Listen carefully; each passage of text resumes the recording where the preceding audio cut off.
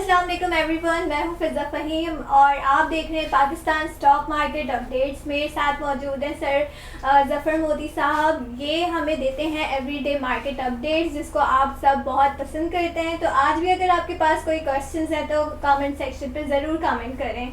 आइए चलते हैं और इनसे जानते हैं इनके क्या अहवाल हैं। अस्सलाम वालेकुम सर। वालेकुम फिज़ा, कैसे हैं आप? बिल्कुल ठीक। सर आपकी तो वीडियोस बहुत माशाल्लाह हमारे चैनल में पॉपुलर हुई है और लास्ट टाइम तो रिकॉर्ड तो ब्रेक कर दिया है। 4000 प्लस व्यूज़ आए हैं और माशाल्लाह बढ़ते ही जा रहे हैं। वेरी गुड, माशाल्लाह, मुबारक हो आपको। थैंक यू सो मच, आपने 4 चांद लगा दिए हमारे चैनल पे।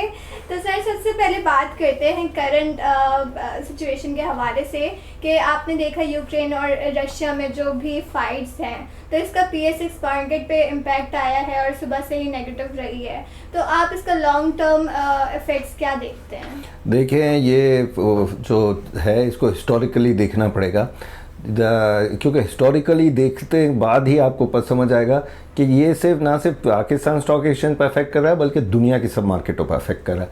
ऑयल प्राइसेस पर अफेक्ट कर रहा है, पैरिटी ऑफ डिफरेंट करेंसीज पर अफेक्ट कर रहा है। यूक्रेन से जब भी वेस्टर्न यूरोप ने हमला किया है वो वाया यूक्रेन ही हुआ है।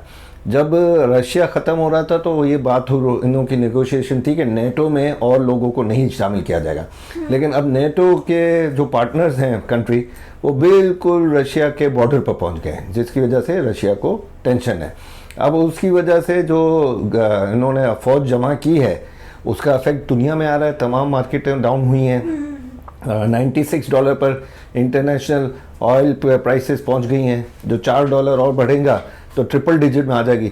सालों के बाद, मेरे ख्याल में 10 साल के बाद ट्रिपल डिजिट में आ रहे हैं। मुशर्रफ के टाइम में ट्रिपल डिजिट में था पाकिस्तान में, जब ₹150 की बात हो रही थी, लेकिन यहाँ सब्सिडाइज ऑयल किया हुआ था। अब कल 15 जनवरी है तो ऑयल प्राइसेस के जंप की दोबारा बात है। ₹13 और ₹18, डीजल 18 और 13। और इस दफ़ा गवर्नमेंट जो है कोई तरीके से भी वो नहीं कर सकेगी, डिफ़र नहीं कर सकेगी, क्योंकि पहले भी जो इनको समरी भेजी गई थी उसमें उन्होंने कम से कम कोशिश की कि कम से कम लगाए। कहीं ₹5 की बात हुई तो ₹3 लगाए, कहीं ₹10 की बात हुई तो ₹3 लगाए। अब मुश्किल हो जाएगी। तो ये एक सर पर खड़ा है जो कैपिटल मार्केट पर इफेक्ट कर रहा है। दूसरा सर पर ये वॉर खड़ी है और तीसरी जो हमारे इंटरनल पॉलिटिकल सिचुएशन है वो भी कैपिटल मार्केट को बड़ा अफेक्ट कर रहा है। अच्छा सर, आपने ऑयल प्राइसेस की बात की, तो ऑयल प्राइसेस बढ़ती है तो ऑटोमेटिकली गवर्नमेंट के पास टैक्सेस जमा होने लगते हैं, ज़्यादा से ज़्यादा आते हैं। लेकिन स्टिल हमारी करंट हुकूमत की बात करें तो ये टैक्सेस बढ़ाए ही जा रहे हैं। तो इसका क्या इम्पैक्ट देखते हैं आप? क्या हमारी आवाम इतने टैक्सेस नहीं दे पा रही कि इनको जितनी नीड है? स्टिल पाकिस्तान की कोई इतनी खासी सिचुएशन बेटर नज़र नहीं आ रही। तो आप क्या देखते हैं इसको? देखिए, हमारे अब पूरी दुनिया को पता चल गया है कि हमारी रेमिटेंस क्या है, क्योंकि अब ऑफिशियली आ रहा है। वो रेमिटेंस होने के बाद, इतने टैक्सेस लगने के बाद भी जो 23 करोड़ आवाम के लिए रिलीफ नहीं है, वो रिलीफ इसलिए नहीं है कि बाकी ख़जाना खाली है और जितने टैक्सेस आ रहे हैं वो तो डे टू डे के काम के लिए आ रहे हैं। इनको लेवी में भी अब कमी नहीं कर सकते, क्योंकि IMF सब ने कंफर्म किया हुआ है कि पहले क्या होता था, फ्लक्चुएशन ऑयल प्राइसेस होती थी तो लेवी कम कर दी जाती थी। जब ऑयल प्राइसेस नीचे जाते थे तो वो लेवी को बढ़ा देते थे ताकि उससे टैक्सेस बढ़ रहे हैं। अब वो भी नहीं हो रहा है। इंपोर्ट के जो आइटम्स हैं उन पर ड्यूटियाँ इतनी बढ़ गई हैं तो इंपोर्ट भी कम हो रहा है। और लोगों की जो कमाई के रास्ते थे, बिजनेसेस थे, वो सिर्फ 400-500 कंपनियां हैं पूरे पाकिस्तान में जो एक्सपोर्ट ओरिएंटेड है, बाकी तो सब लोकल को ही हैंडल कर रही है। तो ये सब तकलीफ़ है। प्लस आपका ये कि फूड सिक्योरिटी हमारे कंट्री की ख़त्म हो गई। पहले हमका ये था कि पाकिस्तान इतना एग्रीकल्चर में स्ट्रॉन्ग था कि आटा, दालें, चीनी ये सब खुद कफील था, बल्कि हम एक्सपोर्ट करते थे। अब जो एक्सपोर्ट होता है वो तो हमारे को हार्ड करेंसी लेने के लिए होता है, फिर वापस इंपोर्ट करना पड़ता है जब डिमांड यहाँ आती है। तो फूड की सिक्योरिटी जो थी वो ख़त्म होना बड़ा ख़तरनाक है किसी मुल्क के लिए। ठीक है सर, न्यूज़ आई है कि ओगरा ने जो है northern and southern gas company को कहा है कि आपके जो लॉस है वो हम रिकवर करेंगे। तो इसका क्या कोई इम्पैक्ट आएगा इन कंपनीज की बेटरमेंट में? बिल्कुल आएगा, लेकिन ये रिकवर लॉस कैसे करेंगे जबकि इतनी अच्छी ऑर्गेनाइज्ड ये कंपनियां थी, Swiss southern and Swiss northern, कि जब यहाँ शेयर ट्रेड होते थे नीचे तो जिन जिन इन्वेस्टर्स के पास ये शेयर होते थे तो उनको अच्छा पे आउट मिलता था। तो वो बड़े प्राउड होते थे कि भाई हम स्वी साउदर्न और स्वी नॉर्दर्न के शेयर होल्डर हैं। अब वही परेशान फिर रहे हैं क्योंकि आपके जो नुकसान इनके हुए हैं वो तो हो चुके हैं। प्लस दूसरा जो है ये है कि उनको भी अब रियलाइज़ हो गया है कि पाकिस्तान में अब गैस की नई डिस्कवरी कोई हुई नहीं है काफ़ी सालों से। सुई के बाद देखिए इसका नाम ही सुई इसलिए कि उस एरिया से ही हुई थी। अब सुई के बाद कोई आपकी ऐसी जगह नहीं डिस्कवर हुआ गैस कि जो हम कहें कि नहीं अब हमें संभाला देगा। और इतनी बेदर्दी से ये गैस यूज़ की गई है कमर्शियल में भी और डोमेस्टिक में भी कि उसका पूरा पूरा ख़जाना जो था, जो फाउंटेन ऑफ वो था सुई गैस का, वो ख़त्म हो गया है। ठीक है सर, बात करते हैं ऑटोमोबाइल सेक्टर की। तो सेमीकंडक्टर्स की कमी की वजह से मार्केट में ऑटोमेटिकली इनकी सेल डाउन हो गई है। फिर मज़ीद ये कि इन्वेस्टर्स अगर इसमें इन्वेस्ट करें तो इनका कैपिटल गेन भी नहीं होता। तो क्या हमें ऐसे सेक्टर में करना चाहिए इन्वेस्ट जहाँ पे हमें पता है कि इतना खासा रिटर्न नहीं मिलेगा? देखिए ये जो इनकी सेल कम हुई है ये भी इकोनॉमिक मुश्किलात की वजह से हुई है। पहले आप देखें कि ड्यूटी के साथ और डॉलर की फ्लक्चुएशन के बाद, डॉलर के स्ट्रॉन्ग होने के बाद हमारे को एक गाड़ी के भाव ऑलमोस्ट 50% बढ़ गए। तो जाहिर है डिमांड थोड़ी कम होगी जब लोगों के पास इतनी रकम ही नहीं होगी। अब कई लोग कहते हैं कि नहीं ये तो लाइनें लगी हुई हैं बड़ी एसयूवी लेने के लिए। वो कितने लोग ले सकते हैं एसयूवी? ये आप देखें कि भाई मोटरसाइकिल पर तो लाइनें लगेंगी क्योंकि मोटरसाइकिल अफोर्ड कर सक रहे हैं अभी भी सब चाइनीज़ वाली, लेकिन एक जापानीज़ गाड़ी को अफोर्ड करना मुश्किल हो गया है। ठीक है, अब उसमें क्या होता था जब वो डिविडेंड पे आउट नहीं करते थे ना ये कंपनियां, तो इनमें कैपिटल गेन में बड़ी कमाई हो जाती थी। लोग कहते थे चलो हमको डिविडेंड नहीं दिया, लेकिन हमारे शेयर के भाव 25 रुपये बढ़ गए एक साल के अंदर। वो उनके लिए वो भी एक किस्म का बेनिफिट हो जाता था। अब वो भी नहीं हो रहा। मैं अभी कुछ चैनल को दे रहा था कि 3 मरतबा ही 5 के पी मल्टीपल पर पाकिस्तान में नियर यानी करीब करीब के पास में मार्केट ने ट्रेड किया। एक चागी के बम, एटम बम कितने दिन, ठीक है। एक अपना 2008 में जब पूरी दुनिया में क्राइसिस आए थे उसमें पाकिस्तान में भी था इकोनॉमिक क्राइसिस, वो, और एक अभी। सही। अच्छा सर, बात करते हैं पीएसओ के हवाले से कि पीएसओ का रिजल्ट बहुत अच्छा है लेकिन उसने भी डिविडेंड नहीं दिया।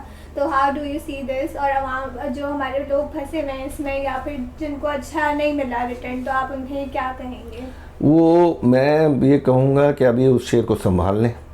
पीएसओ ने रिकॉर्ड प्रॉफिट कर रहा है लेकिन आगे परसीव कर रहा है, जो बोर्ड बैठा होगा ना वो ये परसीव कर रहा है कि अभी पे आउट कर दिया और अगर आगे के मुश्किलात आई पीएसओ को, देखें ना दूसरे यूटिलिटी शेयरों की हालत देखें आप, तो फिर ये है कि वो उनका हक बजानिब है कि वो डिविडेंड को 1 साल फॉरगो करें और अपनी बुक्स को स्ट्रॉन्ग कर लें। अच्छा सर, लकी सीमेंट के बारे में बात करें क्योंकि सबने कहा था पिछले दिनों के सीमेंट सेक्टर जो है ना अच्छा देता है रिटर्न। तो लकी सीमेंट जो है 600 या 700 में ट्रेड करवाता है और उसकी इनकम भी अच्छी है, लेकिन मंदी आ जाती है मार्केट में तो ये पे आउट जो है अब देता तो है लेकिन इन्वेस्टर्स को कैपिटल गेन नहीं देता इतना अच्छा। तो क्या हमें यहाँ पे करना चाहिए इन्वेस्ट? आप कैसे देखते हैं इसको? देखिए अब तो कैपिटल गेन की बात लोगों के जहन में नहीं रही, मेंटेन हो जाए ये भी बात बड़ी हो रही है। तो ये सीमेंट के भी जो शेयरों के प्राइसेस बढ़ रहे थे वो 2 वजह से, कि एक तो हम डैम बनाएंगे और डैम में 2 चीज़ें ही, 90% 2 चीज़ें हैं, 10% वर्कर है, 90% में आपका सीमेंट आ गया और स्टील आ गया। तो उन सब की जो डैम ना बनने की वजह से और थोड़ा सा खबरें आ रही हैं कि कंस्ट्रक्शन साइकिल भी स्लो डाउन हो रहा है। लोग जो तेज़ी से काम करवा रहे थे वो हाई प्राइस ऑफ स्टील और सीमेंट की वजह से उनका हाथ रुक रहा है। तो ये भी एक वजह है। तो मेरे ख्याल में ये अभी कैपिटल गेन की बजाय लोग ये क्राइसिस से निकल आए और मार्केट मेंटेन हो जाए भी बड़ी बात है। सर, इन्फ्लेशन की हम बात कर रहे हैं तो इन्फ्लेशन रेशो सिर्फ पाकिस्तान में ही इम्पैक्ट कर रहा है या इंटरनेशनली भी इम्पैक्ट कर रहा है? और दूसरा ये कि इंटरनेशनल हालात जो हैं उसको मद्देनज़र रखते हुए ये मार्केट किस हद तक इम्पैक्टफुल रहेगी नियर फ्यूचर में? देखिए इन्फ्लेशन जो है पूरी वर्ल्ड को अफेक्ट कर रहा है। मैंने तो अपनी लाइफ टाइम में कभी नहीं सुना था कि 7.5% इन्फ्लेशन अमेरिका में हो। ठीक है जी, इंग्लैंड में है, सालों चले जाएं, लोफ ऑफ ब्रेड लेते थे डबल रोटी, तो 10 साल बाद जाए तो 5 पेनीस या 2 पेनी महंगी हो जाती थी, इतना कंट्रोल था वो इकोनॉमी। अब वहाँ पर जब अफेक्ट करेगी तो हम तो हालात ख़राब वाले मुल्क हैं। और ये जो कह रहे हैं ना 11.5 12, ये बिल्कुल गलत कह रहे हैं। ये अब इन्फ्लेशन आपका चल रहा है 15 से ऊपर, ये हर एक को मानना पड़ेगा। और कई जगह तो इस बास्केट में आप देखेंगे तो कई तो ऐसे इन्फ्लेशन है कि आज क्या भाव में, जैसे टर्की और ब्राज़ील में होता था कि आज आपने वो 100 रुपये की चीज़ ली है और कल वो 125 की हो गई है, फिर परसों 150 की हो गई, इस तरह चल रहा है। तो इन्फ्लेशन को रोकने का पाकिस्तान के पास कोई टूल नहीं है। ठीक है सर, तो ऐसे हालात में आप देख रहे हैं कि सभी डाउनफॉल की तरफ आ रहे हैं और सबके ही हालात नाजुक हैं, और स्पेशली हमारी गरीब आवाम, तो उनके लिए आप क्या मैसेज देना चाहेंगे पॉजिटिवली कि हमारी आवाम को किस तरह से सिचुएशन को फेस करना चाहिए? देखिए, मैं और एक तो ये कहूँगा कि डिप्रेशन में ना जाएं, और डिप्रेशन में ना जाएं, लेकिन मसला ये है कि गलत होप्स भी देना गलत है, ठीक है ना। अब ये है कि ये वक्त गुजर जाएगा और लोगों को एक उम्मीद है। अभी भी कई चैनलों ने पूछा कि भाई ये 3 महीने में डिलीवर करने के हुकूमत के वादे हैं और इन्फ्लेशन को कंट्रोल करने के वादे हैं। तो ये 3 महीने जो क्रूशल है, इसमें हिम्मत करके ज़िंदगी गुजार लें और फिर इंशाल्लाह कोई ना कोई अच्छी खबर भी तो आएगी ना। सर, आप क्या प्रेडिक्ट करते हैं कि जैसे आज सुबह से ही मार्केट नेगेटिव रही है ड्यू टू इंटरनेशनल प्रॉब्लम, तो आप क्या इस वीक में देखते हैं कि नेगेटिव ही रहेगी मार्केट? इन्वेस्टर्स को कैसे बिहेव करना चाहिए इस सूरत में, और न्यू इन्वेस्टर्स को आना चाहिए इस तरफ या नहीं? 2 दिन और लगेंगे यूक्रेन और रशिया की निगोशिएशन में। अगर ये 2 दिन में टेबल पर निगोशिएशन हो गई तो आप वीकेंड के वक्त थर्सडे फ्राइडे को मार्केट फिर पॉजिटिव की तरफ चली जाएगी।